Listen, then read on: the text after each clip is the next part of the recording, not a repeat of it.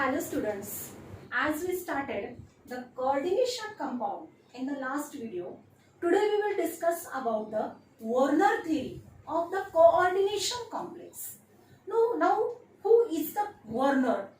Werner is the name of the scientist and who explained or who decided the nature of bonding in that coordination compound.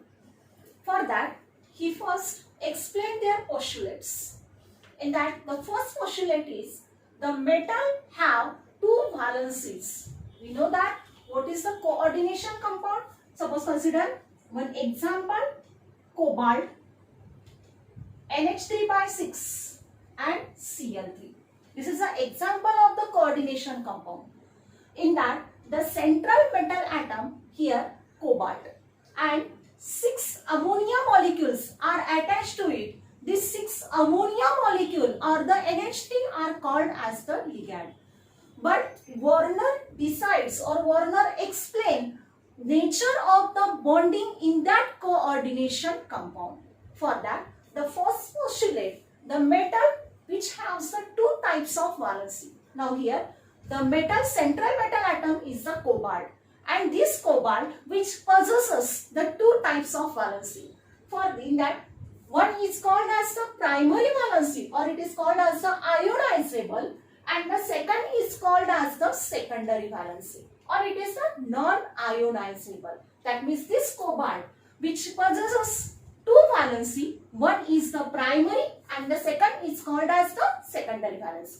Now the second postulate, ionizable sphere consists of entities which satisfy the primary valence. Let us discuss here. Ionizable sphere. Ionizable means what? Which shows the primary valency. Now in this example, which is the primary or which shows the primary valency? Here the ionizable, that means anions show it. Anions are what? Which are the counter ions. In this example, Cl3, which on dissociation, it gives what? CONH3 by 6 and this 3 Cl minus ion. That means which are the ionizable entities here? This Cl. This Cl which are ionizable. That means CO and NH3 which does not ionizable here. That means this Cl which shows what? Their primary valency.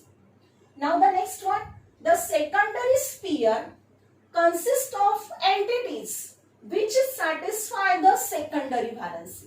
Now in this example, again focus on that. Secondary valency, that means which is what? The secondary sphere or it is also called as the coordination sphere which are enclosed in a square bracket is called as the secondary or coordination sphere here and that entities which satisfy the secondary valency. That means this coordination sphere which is enclosed in a square bracket, in that one is the central metal atom and the second one is called as the ligand molecules which are enclosed in a square bracket which possesses the secondary valency. This is the one postulate. Now the next one, the number of secondary valency is equal to the coordination number. That means the secondary valency which is equal to coordination number. In the last video again we see that what? The coordination number means what? The number of ligands which are directly attached to the central metal atom and here 6 ammonia molecules are attached to the central metal atom called as the cobalt. Hence its coordination number is what? Is the 6th one. Hence this is the postulate. And now the last one, the secondary valency have a fixed spatial arrangement around the metal ion. That means the secondary valency which have the fixed spatial arrangement around what? This central metal atom. For that, this is the cobalt. Now the 6 ammonia molecules are attached to it which have the spatial arrangement. See here. This is the NH3. Here is the NH3. Here is the NH3. NH3. NH3 and NH3. That means the secondary valency or the secondary valency have the 6 fixed spatial arrangement around the central metal atom. Now the 6 ammonia molecules which are attached to this central metal atom which has a fixed spatial arrangement. Now in this example, in that the coordination sphere which are enclosed in a square bracket which possesses the coordination sphere. Coordination, or it is also called as the secondary sphere. And this Cl3 which is what? Which is called as the primary, or it is denoted by what? Ionization. It is what? It is the ionization or ionizable, or it is a primary sphere. In this example, we can conclude here. This is the coordination sphere, or it is also called as a secondary sphere, and this is the ionizable or the primary sphere. This is what? This is the Werner theory. काय केलं वर्नरनं? वर्नरनं त्याच्या थेरीमध्ये त्याचे postulates explain केले. त्याच्या first postulate मध्ये काय सांगितलं की आपल्याला माहिती की कोऑर्डिनेशन कॉम्प्लेक्स म्हटल्यानंतर एक सेंट्रल मेटल ॲटम असतो आणि त्या सेंट्रल मेटल ॲटम मध्ये त्याच्या 2 प्रकारच्या तो व्हॅलेन्सी तो सॅटिस्फाय करतो. त्यामध्ये एका व्हॅलेन्सीला म्हणायचे प्रायमरी व्हॅलेन्सी ज्याला आपण आयोनायझेबल म्हणू, आणि दुसरी आहे सेकंडरी व्हॅलेन्सी ज्याला आपण नॉन आयोनायझेबल असं म्हणूया. सेकंड पोस्टुलेट मध्ये काय सांगितलं की द आयोनायझेबल स्फिअर मध्ये ज्या पण एंटिटीज त्यामध्ये येतात तर त्या एंटिटीज जनरली त्या ठिकाणी काय सॅटिस्फाय करतात? Primary valency. जनरली जे एनायन्स आहेत ते एनायन्स जनरली काय शो करतात? ते मात्र प्रायमरी व्हॅलेन्सी ते सॅटिस्फाय करतात. त्यानंतर नेक्स्ट त्याच्यामध्ये काय सांगितलं की द सेकंडरी व्हॅलेन्सी किंवा the secondary sphere consist of the entities satisfy the secondary valency. म्हणजे यामध्ये सेकंडरी व्हॅलेन्सी कोण एक्सप्लेन करतो की जो आपण कोऑर्डिनेशन स्फिअर मध्ये त्या ठिकाणी सांगतो जो त्या ठिकाणी कसं असेल? नॉन आयोनायझेबल असेल. नॉन आयोनायझेबल मध्ये म्हणजे या कोऑर्डिनेशन स्फिअर मध्ये सेंट्रल मेटल ॲटम कोबाल्ट आणि त्याला 6 ligand molecule 6 ammonia molecules attach आहेत की जे नॉन आयोनायझेबल आहेत. तर असे जे नॉन आयोनायझेबल असतील तर ते काय पॉझेस करतात? ते मात्र कोऑर्डिनेशन किंवा ज्यालाच आपण सेकंडरी स्फिअर असं त्या ठिकाणी म्हणूया. त्यानंतर नेक्स्ट पोस्टुलेट मध्ये काय सांगितलंय आपण की the number of secondary valency is equal to the its coordination number. मग आता यामध्ये सेंट्रल मेटल ॲटमला किती लिगॅंड मॉलिक्यूल्स अटॅच आहेत? 6. म्हणजे 6 हा त्याचा काय असेल? Coordination number. म्हणजे सेकंडरी व्हॅलेन्सी आणि कोऑर्डिनेशन नंबर हे मात्र इक्वल असतात. आणि शेवटच्या रूल मध्ये त्यांनी शेवटच्या पोस्टुलेट मध्ये काय सांगितलंय की ज्यामध्ये secondary valency have a fixed spatial arrangement around what? The central metal atom. म्हणजे त्या सेंट्रल मेटल ॲटमला त्या ठिकाणी त्याच्या सभोवताली मात्र या मॉलिक्यूलची म्हणजे ह्या सेकंडरी व्हॅलेन्सीची अरेंजमेंट ही मात्र कशी असते? स्पेसिफिक असते किंवा त्यामध्ये फिक्स्ड अरेंजमेंट असते. म्हणजे याच्यावरून आपल्याला हे एक्झाम्पल आपण घेतलेलं आहे आणि त्यामध्ये आपल्याला एक्सप्लेन करता येतं की कोणता मॉलिक्यूल किंवा कोणती एंटिटीज ही कोऑर्डिनेशन स्फिअर दाखवते आणि कोणती एंटिटीज ही त्या ठिकाणी आयोनायझेबल स्फिअर असेल किंवा प्रायमरी स्फिअर असेल हे आपल्याला एक्सप्लेन करता येतं. आता आपण पाहिलेली जी वर्नर थिअरी आहे त्या वर्नर थिअरीच्या बेसिसवरती एखादा तुम्हाला कॉम्प्लेक्स असेल तर त्या कॉम्प्लेक्सचा मॉलिक्युलर फॉर्म्युला हा काय असतो हे तुम्हाला डिसाइड करायचं आहे किंवा तुम्हाला फाइंड आउट करायचं आहे. त्याच्यासाठी आपण एक एक्झाम्पल घेतलेले पहा. याच्यामध्ये काय दिले तुम्हाला? 1 mole of purple coloured complex CuCl3 and NH3. म्हणजे त्या पर्पल कलरच्या कॉम्प्लेक्स मध्ये काय काय आहे? CuCl3 एक आहे आणि दुसरा मॉलिक्यूल त्याच्यामध्ये NH3 आहे. On treatment with access AgNO3 silver nitrate सोबत त्याला तुम्हाला ट्रीट करायचे, रिॲक्ट करायची. तर तो काय प्रोड्यूस करतो? Which produces 2 moles of AgCl. तो त्या ठिकाणी काय प्रोड्यूस करतो? AgCl. परंतु त्या AgCl ची किती मोल्स प्रोड्यूस करतो तो? 2 मोल्स. तर तुम्हाला सांगायचं आहे write the formula of the complex, की जेव्हा त्याचा त्या कोबाल्टचा कोऑर्डिनेशन नंबर हा 6 असतो, त्याच्यावरून तुम्हाला त्याचा फॉर्म्युला सांगायचा आहे त्या कॉम्प्लेक्सच्या बेसिसवरती. ठीक आहे. आता यामध्ये पहा, आता काय लिहूत आपण की 1 मोल ऑफ कॉम्प्लेक्स, तो पर्पल कलरचा त्या ठिकाणी कॉम्प्लेक्स असेल आणि दिस 1 mole of complex it produces, काय प्रोड्यूस करतो तो? 2 मोल्स ऑफ AgCl प्रोड्यूस करतो. आणि त्या कॉम्प्लेक्स मध्ये काय काय आहे? COCl3 आहे आणि NH3 आहे. म्हणजे याच्यावरून आपल्याला सांगतात, आणि इथं काय दिलंय तुम्हाला की कोबाल्टचा कोऑर्डिनेशन नंबर हा 6 आहे, म्हणजे की CO हा त्या ठिकाणी सेंट्रल मेटल ॲटम असेल आणि Cl आणि NH3 हे काय असायला पाहिजे? लिगॅंड मॉलिक्युल्स असायला पाहिजे. पण आता कोणता लिगॅंड मॉलिक्यूल हा म्हणजे त्या कोऑर्डिनेशन स्फियर मध्ये आहे आणि कोणता बाहेर आहे हे आपण कसं डिसाइड करणार? वर्नर थेरी आठवा. वर्नर थेरी मध्ये काय सांगितलं की जी आयोनायझेबल स्पेसिस असते ती त्या ठिकाणी बाहेर असते. म्हणजे आता इथे पहा, यांनी काय म्हटलंय की तो 1 मोल कॉम्प्लेक्स हा काय फॉर्म करतो? 2 मोल्स ऑफ AgCl. म्हणजे त्या AgCl मध्ये तो काय देईल? It forms the 2 Cl minus ions. And these 2 Cl minus ions which react with what? Ag. म्हणजे हे Cl हे काय असायला पाहिजे? आयोनायझेबल स्फियर मध्ये असायला पाहिजे. म्हणजे हे 2 Cl आयन्स ते कुठे असायला पाहिजे? which are outside the square bracket. Square ब्रॅकेटच्या आउटसाइड मध्ये ते असायला पाहिजे. म्हणजे याचा अर्थ Cl2 हा बाहेर निघाला आणि त्यानंतर कोऑर्डिनेशन स्फियर मध्ये आपल्याला काय घ्यायचंय? सेंट्रल मेटल ॲटम हा कोबाल्ट आहे, हे आपलं फिक्स झालं. This is the cobalt.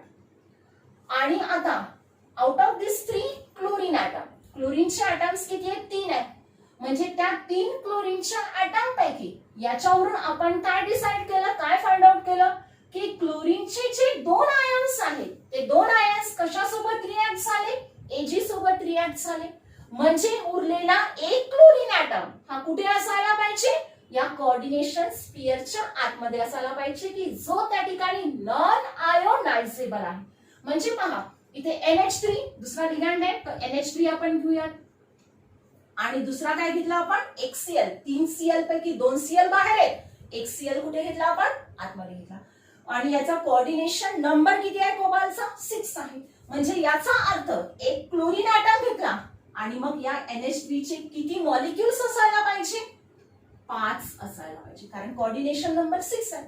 म्हणजे NH3 चे 5 मॉलिक्युल आणि क्लोरीनचा एक ॲटम असं मिळून त्या ठिकाणी काय होईल? तो 6 त्याचे होतात. आणि this 6 ligands which are directly attached to the central metal atom, की जे कोऑर्डिनेशन स्फियर ते त्या ठिकाणी फॉर्म करतात. म्हणजे अशा प्रकारे तुम्हाला या एक्झाम्पल वरून तुम्हाला जे दिलेलं आहे त्यावरून आपल्याला काय फाइंड आउट करता येतं? त्या कॉम्प्लेक्सचा तुम्हाला मॉलिक्युलर फॉर्म्युला, त्याचा फॉर्म्युला आपल्याला डिसाइड करतात. आणि त्या फॉर्म्युल्यामध्ये याच्यावरून आपण सांगितलं कोणते मॉलिक्युल्स बाहेर आहेत आणि कोणते मॉलिक्युल्स हे कोऑर्डिनेशन स्फियरच्या आतमध्ये आहे. हे आपण कशावरून डिसाइड केलं?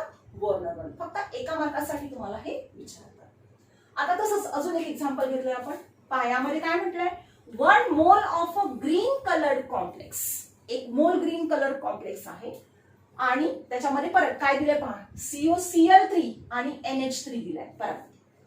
आणि on treatment with access AgNO3 produces 1 mole of AgCl. पहा याच्यावरून आता परत आपल्याला काय करायचं? त्या कॉम्प्लेक्सचा फॉर्म्युला आपल्याला डिसाइड करायचा आहे. आणि इथं गिवन मध्ये दिलंय तुम्हाला की त्या कोबाल्टचा कोऑर्डिनेशन नंबर हा परत 6 आहे. म्हणजे हे फिक्स झालं की कोबाल्ट हा सेंट्रल मेटल ॲटम आहे. आता इथे आपण परत हे करूया. पहा की 1 mole of complex, 1 mole of complex काय प्रोड्यूस करतो तो? जेव्हा त्याची रिॲक्शन AgNO3 सोबत जेव्हा होते तेव्हा तो काय प्रोड्यूस करतो? 1 मोल ऑफ AgCl. तो 1 मोल ऑफ AgCl तो प्रोड्यूस करतो. याचा अर्थ त्या ठिकाणी काय झाला की एक Cl आयन हा कशासोबत रिॲक्ट झाला, Ag सोबत रिॲक्ट झाला. म्हणजे तो एक Cl आयन 1 Cl आयन हा मात्र कुठे असतो, काय असायला पाहिजे, तो काय फॉर्म करेल, आयोनायझेबल स्पियर तो फॉर्म करेल. आणि आयोनायझेबल स्पियर हा कुठे असतो, त्या कोऑर्डिनेशन स्पियरच्या बाहेर असतो. म्हणजेच इथे आपलं डिसाइड झालं की एक Cl हा कुठे असायला पाहिजे, हा त्या कोऑर्डिनेशन स्पियरच्या बाहेर असायला पाहिजे. आणि आता सेंट्रल मेटल ॲटम कोणता आहे यामध्ये, कोबाल्ट हा सेंट्रल मेटल ॲटम आहे. त्यानंतर NH3 पण एक आहे, म्हणजे NH3 हा डायरेक्टली त्या कोबाल्टला अटॅच असायला पाहिजे. आणि या 3 Cl पैकी एक Cl कुठे आहे, एक Cl हा आउटसाइड द स्क्वेअर ब्रॅकेट जो आयोनायझेबल आहे. का आयोनायझेबल आहे तो, कारण जेव्हा तो कॉम्प्लेक्स AgNO3 सोबत जेव्हा रिॲक्ट झाला तेव्हा या ठिकाणी तो काय फॉर्म करतो, AgCl च्या ऐवजी आपण इथं AgNO3 दिले. पहिल्या उदाहरणामध्ये AgCl दिलं होतं, पण या उदाहरणात काय दिलंय तुम्हाला, AgNO3 दिलंय. की ज्या ठिकाणी एक त्यामध्ये तो मॉलिक्यूल त्या ठिकाणी कोणता देतो, AgCl देईल. सॉरी, याच्यासोबत रिॲक्ट होईल, तो AgNO3 सोबत तो रिॲक्ट होईल, परंतु तयार होणारा मॉलिक्यूल परत AgCl देतो. म्हणजे एक Cl आयन त्यांनी दिलेला आहे. म्हणजे एक Cl आयन कुठे आहे, कोऑर्डिनेशन स्पियरच्या बाहेर आहे. म्हणजे 3 पैकी एक बाहेर, तर किती आतमध्ये असायला पाहिजे, 2 Cl आतमध्ये असतील. याचा परत कोऑर्डिनेशन नंबर 6 आहे. 6 पैकी 2 क्लोरीनचे झाले मॉलिक्यूल. आता राहिले किती, 4, म्हणजे 4 अमोनिया NH3/4. म्हणजे तुम्हाला त्यावरून त्याचा मॉलिक्युलर फॉर्म्युला त्या कॉम्प्लेक्सचा सांगता येतो. काय सांगता येईल, CONH3/4 Cl2 and outside the square bracket Cl. हा सुद्धा तुम्हाला क्वेश्चन एका मार्कासाठी विचारतात. The next topic is classification of complex. This complex which is classified on the different basis. First basis, on the basis of type of ligand. In that again it is further classified into homoleptic and heteroleptic. Second one, on the basis of sign of charge on complex. Now first we discuss here on the basis of type of ligand, that means the ligand which is attached to the central metal atom, that type of ligand. Type of ligand means the ligand, it may be same or the different one. On that basis, one is the homoleptic and the second one is the heteroleptic. Here homo means same. Here homo means same. That means same type of ligand or single kind of ligand which is attached to the central metal atom is called as the homoleptic complex. पहा, homoleptic, homo शब्दाचा अर्थ होतो same. Same म्हणजे सारखा. म्हणजे एकाच प्रकारचा ligand जेव्हा सेंट्रल मेटल ॲटमला जेव्हा अटॅच असेल तेव्हा त्या कॉम्प्लेक्सला तुम्ही काय म्हणणार आहात, होमोलेप्टिक कॉम्प्लेक्स. याचे एक्झाम्पल्स आपण बघूया. पहा, पहिलं एक्झाम्पल, सेंट्रल मेटल ॲटम हा कोबाल्ट दिलाय. त्याच्यामध्ये 6 अमोनिया मॉलिक्यूल, म्हणजे लिगँड फक्त एकाच प्रकारचा लिगँड आहे, एकाच टाइपचा लिगँड आहे, तो अटॅच आहे त्या कोबाल्टला. म्हणजे हे उदाहरण, हे एक्झाम्पल कशाचं झालं, होमोलेप्टिक झालं. सेकंड एक्झाम्पल मध्ये Cu, कॉपर हा सेंट्रल मेटल ॲटम आहे आणि ऑक्झालॅट ग्रुप C2O4, त्याचे मॉलिक्युल्स किती आहेत, 3 आहेत. म्हणजे एकाच प्रकारचा लिगँड या कॉपरला अटॅच आहे, म्हणजे हा सुद्धा कॉम्प्लेक्स काय झाला, होमोलेप्टिक झाला. तिसऱ्या एक्झाम्पल मध्ये प्लॅटिनम टेट्राक्लोराइड, म्हणजे प्लॅटिनम हा परत सेंट्रल मेटल ॲटम झाला आणि त्याला 4 क्लोरीन ॲटम्स अटॅच आहेत. म्हणजे क्लोरीन एकाच प्रकारचा लिगँड त्या सेंट्रल मेटल ॲटमला जर अटॅच असेल तर तुम्ही त्याला होमोलेप्टिक कॉम्प्लेक्स असं म्हणणार आहात. त्यानंतर सेकंड आपण सांगितलंय हेटेरोलेप्टिक कॉम्प्लेक्स.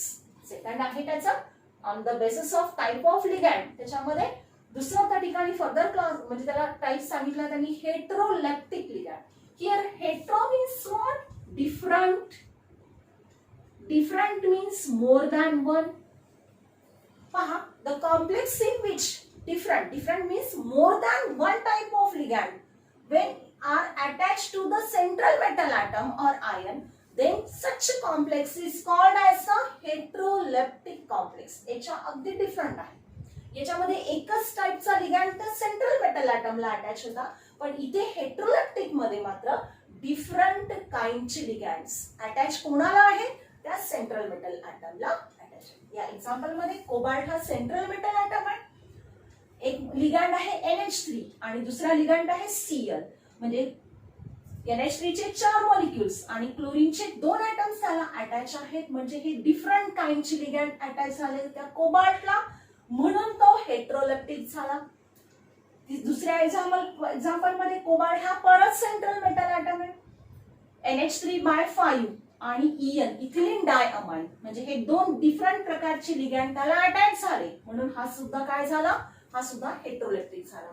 आणि तिसऱ्या एक्झाम्पल मध्ये Al अॅल्युमिनियम हा सेंट्रल मेटल ॲटम आहे, NH3 हा एक लिगॅन्ड आहे आणि Cl हा दुसऱ्या प्रकारचा लिगॅन्ड आहे. म्हणजे 2 डिफरंट टाइपचे लिगॅन्ड त्या सेंट्रल मेटल ॲटमला अटॅच असतात, तेव्हा त्याला हेटेरोलेप्टिक लिगॅन्ड असं म्हणायचंय. म्हणजे हे क्लासिफिकेशन आपण कशाच्या बेसिस वरती सांगितलंय, on the basis of type of ligand, homoleptic and heteroleptic. तुम्हाला क्वेश्चन विचारला जातो की जसं क्लासिफाय, तुम्हाला काही एक्झाम्पल्स दिले जातात आणि त्यामध्ये तुम्हाला क्लासिफाय करायचं आहे की कोणते होमोलेप्टिक आणि कुठले हेटेरोलेप्टिक. 2 मार्कासाठी तुम्हाला ते विचारलं जातं. त्यानंतर सेकंड बेस आहे on the basis of sign of charge on that complex. या बेसिस वरती परत त्याला फर्दर क्लासिफाय केलंय cationic, anionic and neutral complex. इथे आपण 1 बाय 1 बघूया. पहिले बघूया cationic complex. Cationic means what, a complex which carries the positive charge. पण आता इथे आपण पहा काय सांगणार आहोत डेफिनेशन मध्ये. A positively charged coordination sphere is called as a cationic complex. Coordination sphere वर पॉझिटिव्ह चार्ज असेल तेव्हा मात्र तो कॉम्प्लेक्स जो फॉर्म करेल त्याला कॅटायनिक कॉम्प्लेक्स असं म्हणायचं. कॅटायनिक म्हटल्यानंतर पॉझिटिव्ह चार्ज आपल्या माइंड मध्ये फिक्स ठेवायचा. त्या कॉम्प्लेक्स वरती पॉझिटिव्ह चार्ज जेव्हा असेल तेव्हा त्याला तुम्ही कॅटायनिक कॉम्प्लेक्स असं म्हणणार आहात. एक्झाम्पल पहा, ZnNH3/4 हा कोऑर्डिनेशन स्फियर. कोऑर्डिनेशन स्फियर म्हणजे आपल्याला माहिती की जो आपण स्क्वेअर ब्रॅकेट मध्ये एन्क्लोज करतो त्या मेटलला आणि लिगॅन्डला, आणि या कोऑर्डिनेशन स्फियर वर चार्ज कोणता आहे, 2+, म्हणजे कॅटायनिक पॉझिटिव्ह चार्ज आहे. पॉझिटिव्ह चार्ज आहे म्हणून तो कॅटायनिक कॉम्प्लेक्स झाला. आता नेक्स्ट एक्झाम्पल मध्ये, आता इथं या कॉम्प्लेक्स वरती कुठला चार्ज नाहीये, थोडंसं लक्ष द्या इकडे. तर यामध्ये कोबाल्ट सेंट्रल मेटल ॲटम झाला, NH3/5 हा एक लिगॅन्ड आहे, Cl हा एक लिगॅन्ड आहे. परंतु या कोऑर्डिनेशन स्फियरच्या बाहेर SO4 आहे. म्हणजे काउंटर आयन कुठे आहेत, आफ्टर द कोऑर्डिनेशन स्फियर. म्हणजे जेव्हा याचं आयोनायझेशन होतं तेव्हा मात्र हा जो कोऑर्डिनेशन स्फियर आहे त्याच्यातल्या ज्या स्पेसिस आहेत म्हणजे CO NH3/5 Cl, this carries positive charge आणि त्यातला हा आयोनायझेबल जो ग्रुप आहे तो मात्र आयोनाइज होऊन SO4, परंतु SO4 carries the 2 negative charge. म्हणजे या कोऑर्डिनेशन स्फियर वरती किती पॉझिटिव्ह चार्ज यायला पाहिजे, 2 पॉझिटिव्ह चार्ज यायला पाहिजे. म्हणजे लक्षात घ्या की जरुरी नाहीये की तो कॉम्प्लेक्स पॉझिटिव्ह असेल तरच तुम्ही त्याला म्हणणार. एखाद्या वेळेस असंही तुम्हाला उदाहरण दिलं जातं, म्हणजे मग त्यातला कॉम्प्लेक्स तुम्हाला आयडेंटिफाय करायचा आहे तेव्हा मात्र आपल्या माइंड मध्ये काय फिक्स ठेवायचं आहे, कोऑर्डिनेशन स्फियरच्या नंतर म्हणजे after that counter ions are present. आपल्याला माहिती आहे काउंटर आयन एक ते कोऑर्डिनेशन स्फियरच्या आधी असू शकतात किंवा नंतर असू शकतात.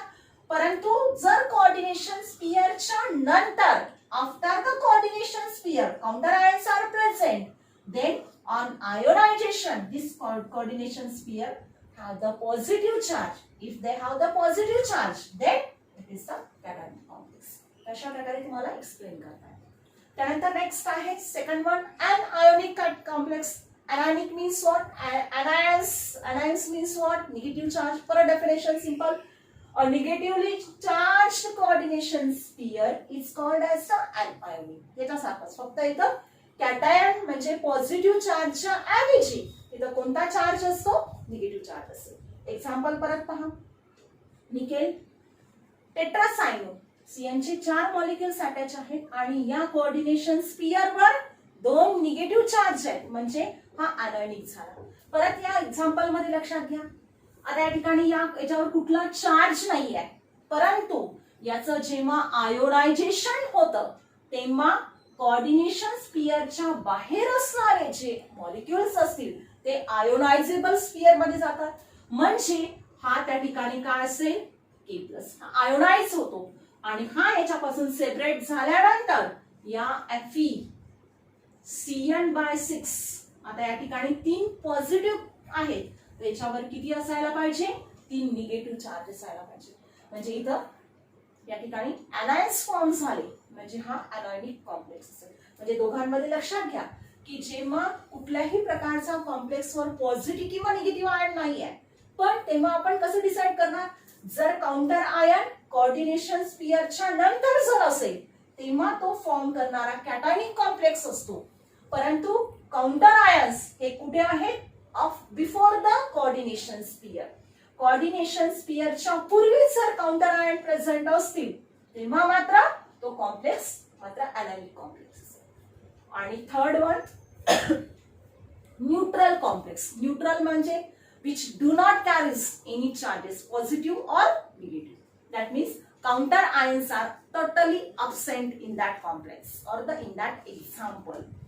Paham, a complex does not have any charge on that coordination sphere is called as the neutral complex. Example मध्ये निकेल टेट्राकार्बोनिल, यामध्ये कुठला चार्ज नाहीये आणि कुठले काउंटर आयन्स सुद्धा नाहीये बिफोर और आफ्टर द कोऑर्डिनेशन स्फिअर. म्हणून हे 2 एक्झाम्पल्स तुम्हाला त्या ठिकाणी सांगता येतात. कोणाचे आहेत ते? न्यूट्रल कॉम्प्लेक्सचे आहेत.